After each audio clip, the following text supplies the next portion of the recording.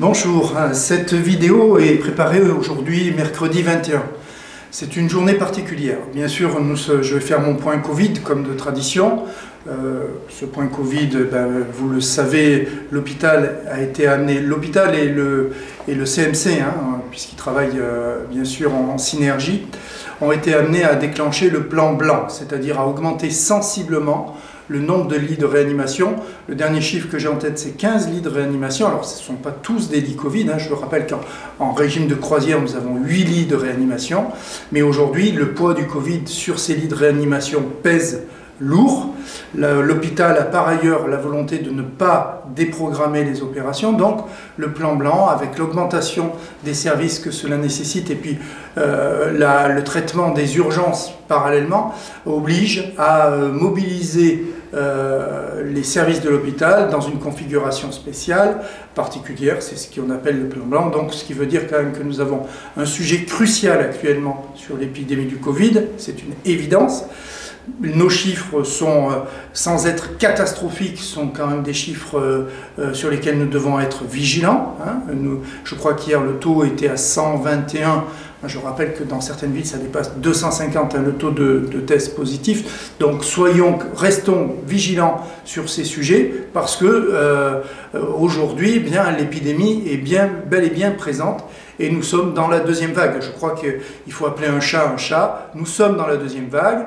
Même si les possibilités de traitement se sont améliorées, même si on installe moins en intubation et en réanimation, et c'est une chance, même si chaque jour on progresse face à la maladie, il n'empêche qu'aujourd'hui, le sujet est crucial.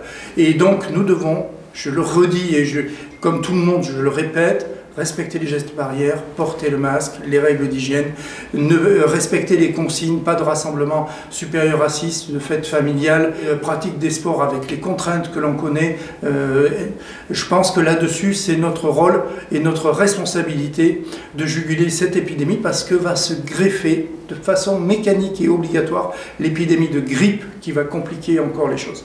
Donc nous allons vers une situation qui n'est pas simple à gérer, une situation sanitaire qui est compliquée, une situation économique et sociale qui sera compliquée. Mais je pense que notre société, notre civilisation en a vu d'autres et on est capable de résister si nous agissons intelligemment et en respectant, encore une fois, les consignes de sécurité. Aujourd'hui, donc mercredi 21 octobre, aura lieu cet après-midi à la Sorbonne un hommage national pour un enseignant, Samuel Paty, qui a été lâchement assassiné par un terroriste islamiste. Il faut dire les choses, c'est un terroriste islamiste. Tous les musulmans ne sont pas des islamistes radicaux, c'est une évidence. En revanche, tous les républicains, quelle que soit leur opinion religieuse, doivent s'engager fermement dans les défenses des valeurs de notre République.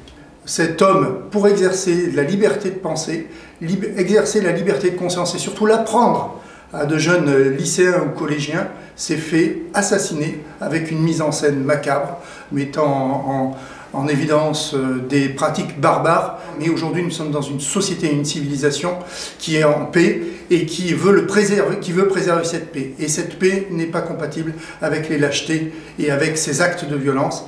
Et tout acte de tolérance par rapport à cette barbarie, qu'elle soit athée, musulmane, chrétienne, peu importe, est inadmissible. Donc j'invite les uns et les autres à beaucoup de sang-froid et à respecter ce qui fait la force de notre pays, c'est-à-dire la laïcité, la neutralité vis-à-vis des convictions personnelles. Et ça veut dire qu'à la fois ces convictions doivent être respectées, mais en même temps, et c'est là l'essentiel, on ne doit pas les imposer aux autres et encore moins par la violence. Parce que ça remet en cause trop de libertés fondamentales qui sont l'expression de notre civilisation et qui, somme toute, restent les réalisations les plus fortes de ce que nous ont apporté le siècle des Lumières et peut-être une réflexion philosophique qui existe depuis plus de 2000 ans. Donc, soyons vigilants, un soutien total bien évidemment aux enseignants parce qu'ils sont en première ligne dans ce combat de défense des valeurs de la République. Ce matin, j'entendais Robert Badinter qui rappelait que cette République, c'est notre bien le plus cher. Soyons vigilants parce qu'elle est toujours fragile, parce que des extrémistes violents peuvent systématiquement chercher à la détruire parce qu'elle contrecarre leur projet funeste.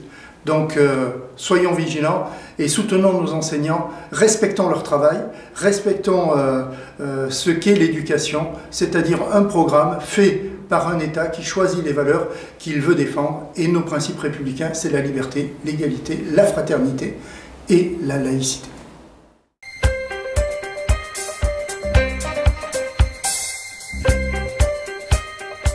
De la CABA, puisqu'il est quand même fréquenté de plus de 7000 personnes par mois et nous collectons ici plus de 8000 tonnes de déchets. Alors après une série de travaux qui sont encore en cours et on vous expliquera jusqu'à quand se dérouleront ces travaux, nous sommes depuis le mois de juillet en capacité d'à nouveau accueillir notre population dans un but ultime de réduction de production de déchets, de réemploi, de recyclage, pour faire en sorte que nos actes du quotidien soient plus compatibles avec notre environnement, mais aussi avec notre économie. Donc je laisse la parole à... Donc Christian Franco, directeur général des services techniques à la CABA. Alors sur le site de l'Isère, il est à noter que c'était la première déchetterie sur le territoire, donc qu'elle était très ancienne et avait besoin d'être totalement remise aux normes. D'autant plus qu'il y avait de nouvelles constructions avec l'unité d'incinération. Il y avait une ancienne station d'épuration avec des équipements qui devaient être supprimés. Donc l'ensemble du projet a d'une part nécessité de déconstruire les éléments obsolètes du site et restructurer le site de l'Isère pour le rendre fonctionnel, conforme aux normes en vigueur et offrir un service de meilleure qualité pour l'ensemble des usagers. Donc c'est un projet global qui d'une part a porté sur la déchetterie proprement dite, mais également tous les éléments liés au traitement des déchets, avec l'exportation des déchets, les tris, les mises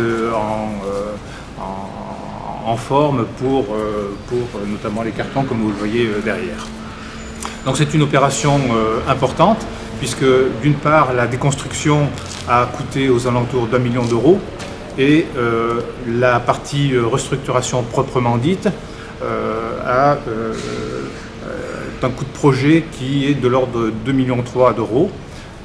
Bien entendu, nous avons bénéficié de subventions significatives, notamment de la part de l'État à hauteur de 1,5 million d'euros, mais également du conseil départemental pour un montant de 340 000 euros. Sur la déchetterie de l'Isère, l'objectif c'est de réduire les quantités de déchets restantes à traiter. De ce fait, on a agrandi le nombre de quais pour pouvoir recevoir plus de déchets, détourner ces flux de déchets de l'enfouissement.